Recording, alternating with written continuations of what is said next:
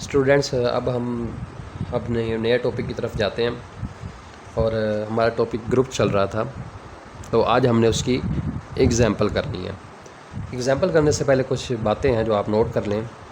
एक बात कि जब भी हम विद रिस्पेक्ट टू एडिशन बात करेंगे, विद रिस्पेक्ट टू एडिशन, तो जो हमारे पास आइडेंटिटी एलिमेंट होगा वो हमारे पास ज़ीरो होगा। एक बात क्लियर हो गई। और दूसरी बात ये है कि जब हम विद रिस्पेक्ट टू मल्टीप्लिकेशन बात करेंगे तो फिर हमारे पास जो आइडेंटिटी एलिमेंट होगा वो 1 होगा।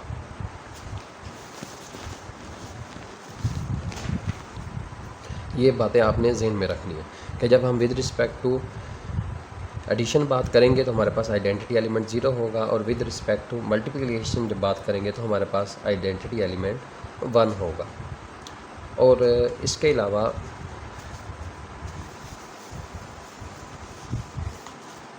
एक और नोट कर लें कि अगर हमें कोई एक एलिमेंट दिया गया हो, ये एलिमेंट है, मैं इसका नाम x रख लेता हूँ और ये बिलोंग करता है जी रियल नंबर से। मैं कहता हूँ इस एलिमेंट का इन्वर्स फाइंड करें। तो इसका इन्वर्स आप कैसे मालूम कर सकते हैं? तो इसके लिए हमारे पास दो कंडीशन है। ये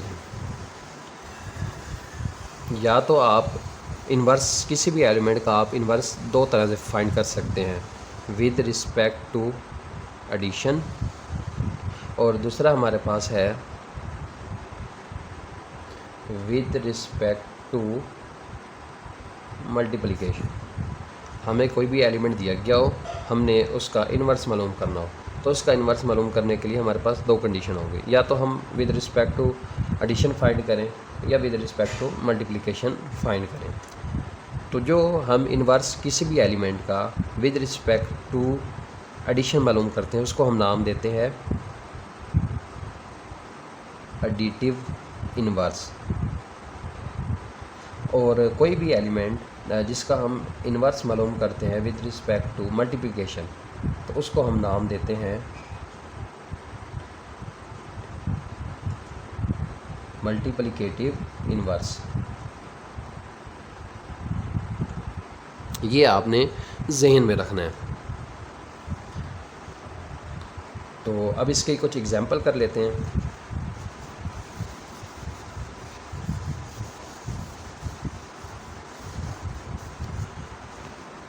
कि इन्वर्स है, फॉर एग्ज़ाम्पल मुझे एक एलिमेंट दिया गया x, मैं कहता हूँ इसका इन्वर्स मालूम करें।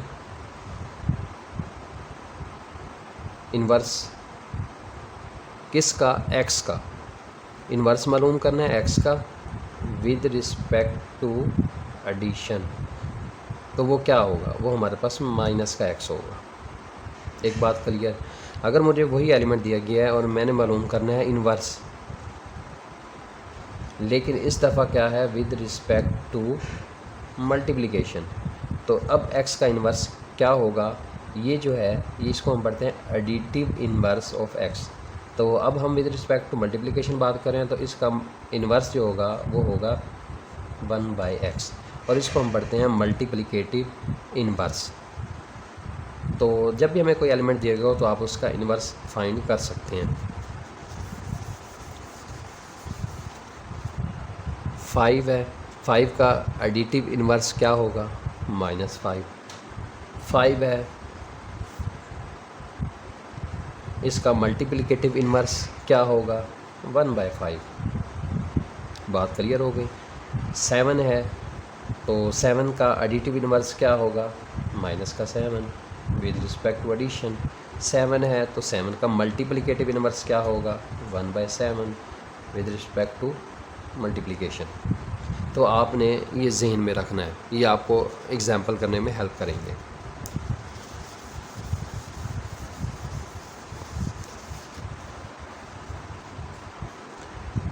अब एक और बात जहन में रखते हैं, इन्वर्स के ही रिलेटेड है। अगर मैं ये कहता हूँ कि ये जो 5 है इसका एडिटिव इन्वर्स हमें पता है वो क्या है? -5। हम जब इन दोनों को ये देखें, एडिटिव इन्वर्स है, यानी कि हम किसके रिस्पेक्ट काम कर रहे हैं? एडिशन के रिस्पेक्ट काम कर रहे हैं।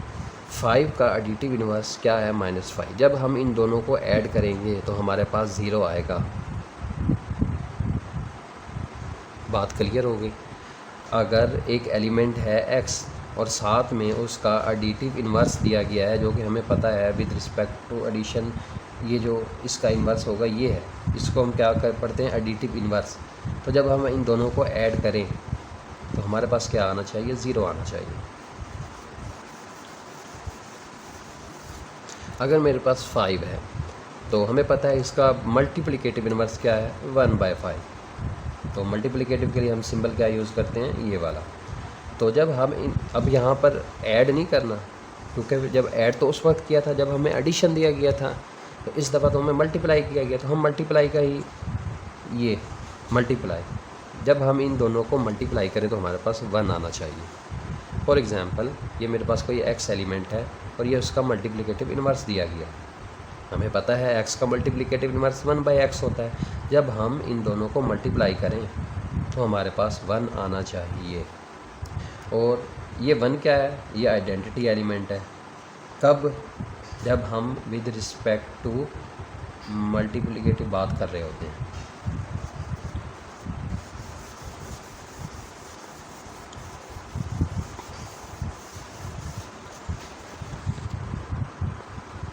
चलिए अब हम ग्रुप के बारे में बात करते हैं।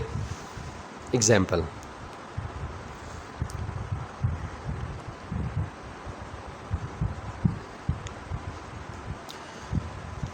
मैं लेता हूँ सेट ऑफ इंटीजर।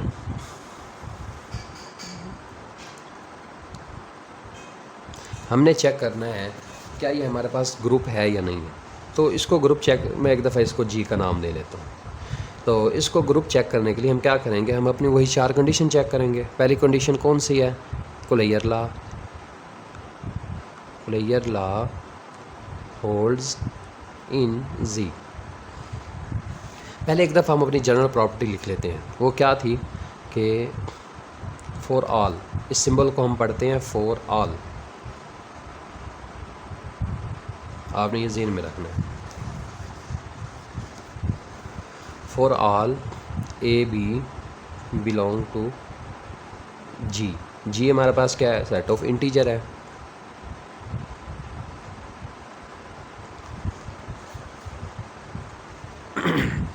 अब देखें, हम यहाँ पर सेट ऑफ इंटीजर के लिए आपको आहिस्ता आहिस्ता समझ आ जाएगी कि हम किस सेट के लिए कौन सा ऑपरेशन लेकर चलेंगे, बाइनरी ऑपरेशन। हम सेट ऑफ इंटीजर के लिए जो बाइनरी ऑपरेशन लेकर चलते हैं वो हम प्लस का लेकर चलते हैं। एक बात आपने ये ज़हन में रखनी है। तो अगर हम बाइनरी ऑपरेशन प्लस का लेकर चलेंगे तो ये देखें, अब हमारी ये किस तरह हो जाएगी कि for all A B belong to जी।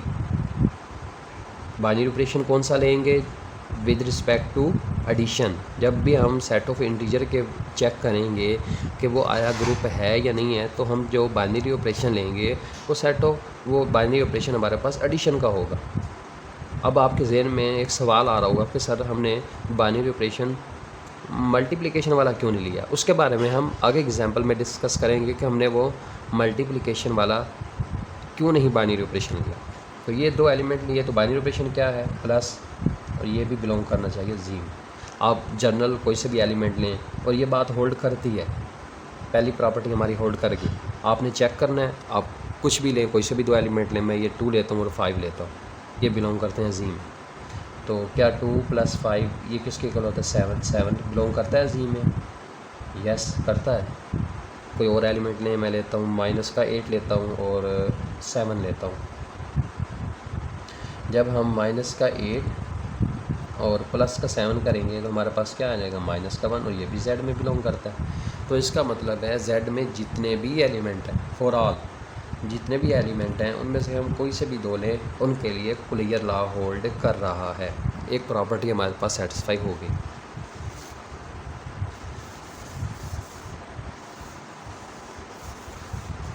दूसरी क्या थी, एसोसिएटिव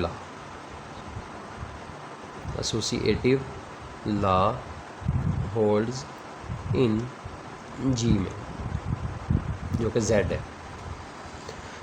पहले हम जनरल डेफिनेशन लिख लेते हैं। वो क्या है, for all A B C belong करे जी को, और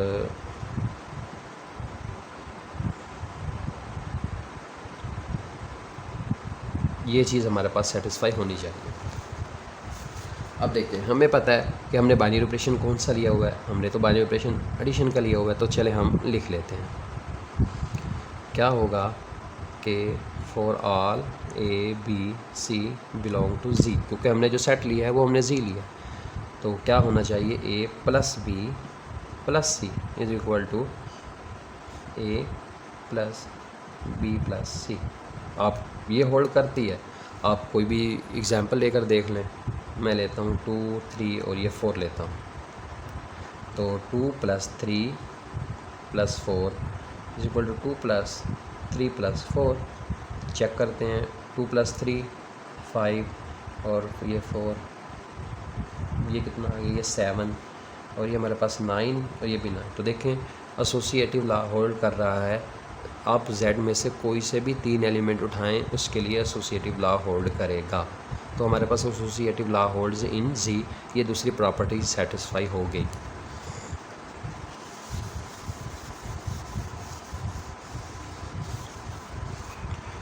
तीसरी प्रॉपर्टी हमारे पास identity law holds in G।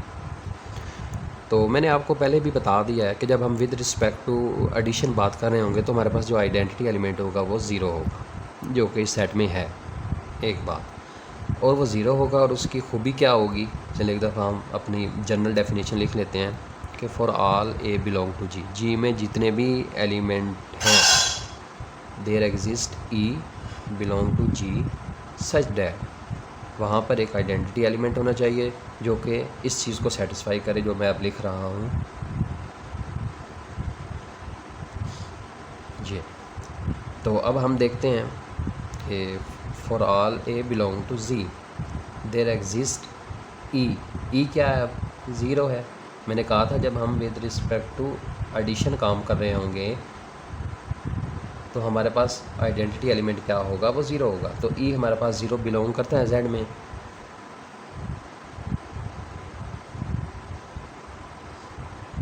Such that.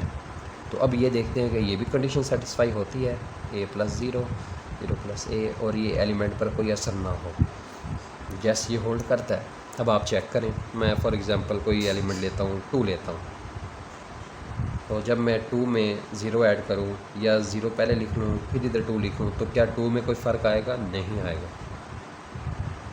बात क्लियर है कि ये होल्ड कर रहा है। अगर मैं 3 लेता हूँ, ये 0 ये 0, क्या 3 में कोई फ़र्क आया आइडेंटिटी को ऐड करने पर, या आइडेंटिटी और एलिमेंट में ये बाइनरी ऑपरेशन लगाने पर कोई फ़र्क नहीं आया, एलिमेंट वैसे का वैसे आ रहा है।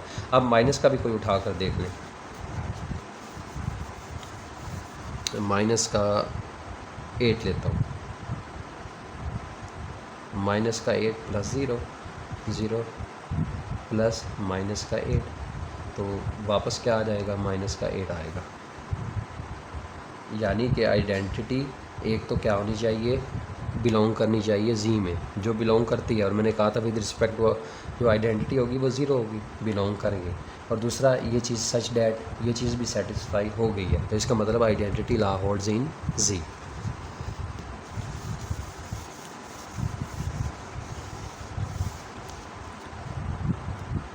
प्रॉपर्टी नंबर 4 वो हमारे पास क्या है, इनवर्स लॉ होल्ड्स इन जी। वो ये क्या, इनवर्स लॉ क्या कहता है, फॉर ईच, हर एक एलिमेंट के लिए जी देयर एग्जिस्ट, इसको हम पढ़ते हैं ए डैश को, अभी हम जनरल डेफिनेशन लिख रहे हैं, इसको हम पढ़ते हैं ए का इनवर्स, इसको हम क्या पढ़ते हैं, ए का inverse. There exist a inverse of a G such that, binary operation, फिर बाइनरी ऑपरेशन ए, और यहाँ पर आइडेंटिटी आनी चाहिए। और ये आइडेंटिटी क्या होगी, ये भी बिलोंग करती होगी जी में। तो अब हम Z के लिए ये डेफिनेशन लिखें तो क्या होगा, for each A belong to G there exist A का इन्वर्स। तो देखें ए विद रिस्पेक्ट टू हम एडिशन बात कर रहे हैं, तो ए का इन्वर्स क्या होगा विद रिस्पेक्ट टू माइनस ए, ये बात ज़हन में रखनी है। देयर एग्जिस्ट माइनस ए, ये बिलोंग करना चाहिए जी को, सच डैट। तो अब हम ये देखें क्या ये कंडीशन भी सेटिस्फाई हो रही है। ए क्योंकि बाइनरी ऑपरेशन हमारे पास क्या है, प्लस माइनस का a is equal to minus का ए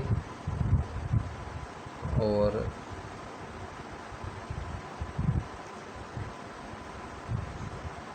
अब देखें जब हम इसको ऐड करें तो ज़ीरो आएगा, जब हम इसको भी ऐड करें तो ये ज़ीरो आ जाएगा। और ये क्या है, आइडेंटिटी है, और किसकी, जेड की। तो आपको अब समझ लग गई है कि इन्वर्स लॉ हमने पहले जनरल डेफिनेशन लिखी, फिर हमने जेड के लिए लिखी कि हमने फॉर ईच, इसका मतलब है हम जेड के अंदर जितने भी एलिमेंट होंगे हर एलिमेंट के लिए उसका इन्वर्स लाजमी होगा और वो ये कंडीशन सेटिस्फाई करेगा। अब मैं एग्जांपल लेता हूँ कि मैं 2 लेता हूँ, तो देयर एग्जिस्ट, क्या -2 बिलोंग करता है जी में? यस करता है। तो क्या ये कंडीशन भी सेटिस्फाई हो रही है? बिल्कुल हो रही है। फिर मैं एक एग्जांपल लेता हूँ,